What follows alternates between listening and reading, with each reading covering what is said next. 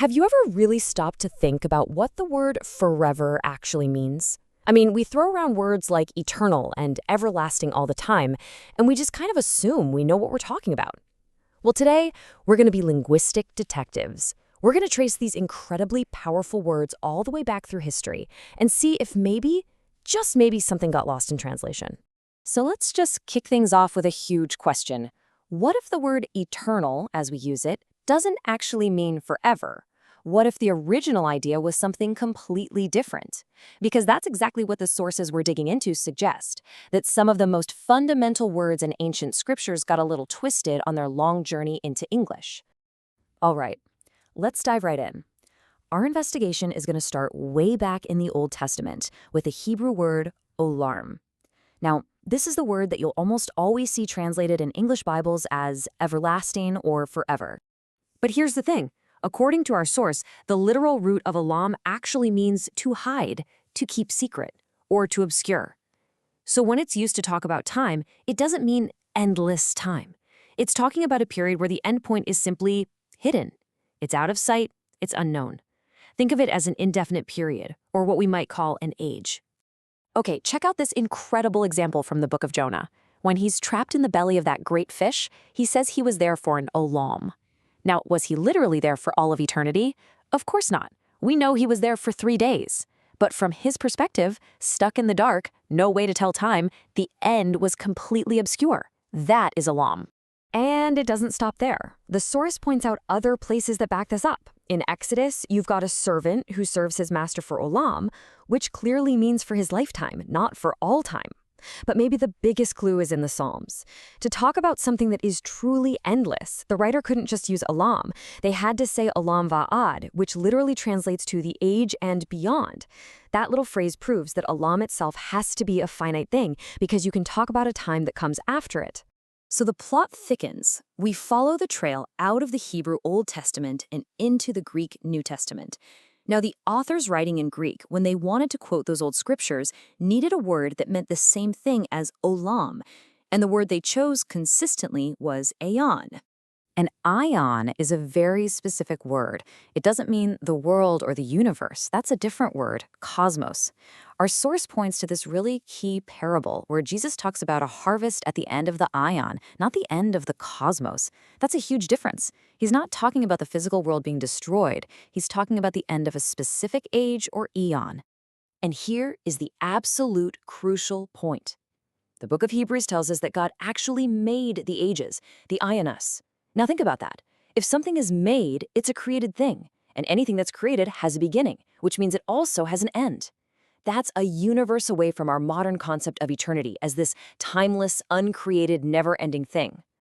This chart just lays it out so clearly. It really shows how a translator's choices can change everything. You look at this verse in Titus. Most translations, like the New American Standard, just use our familiar word eternal.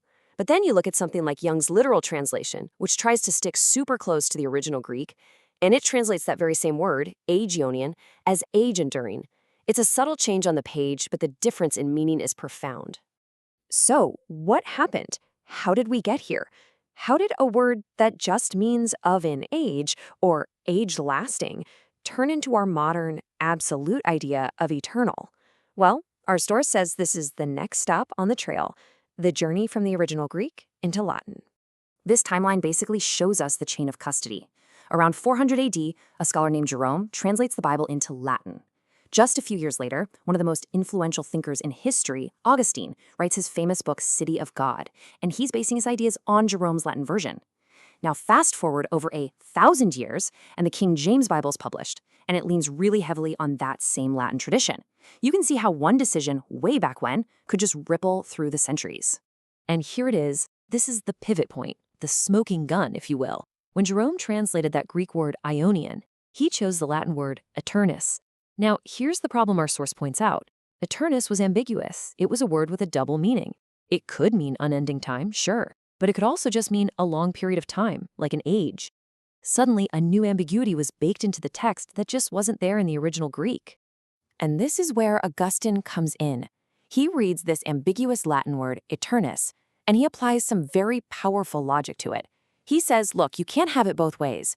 If eternus life is endless, then eternus punishment has to be endless too. To even suggest that one could end while the other doesn't is, in his own words, utterly absurd. But, and this is a huge but from the source material, there's a critical piece of context here.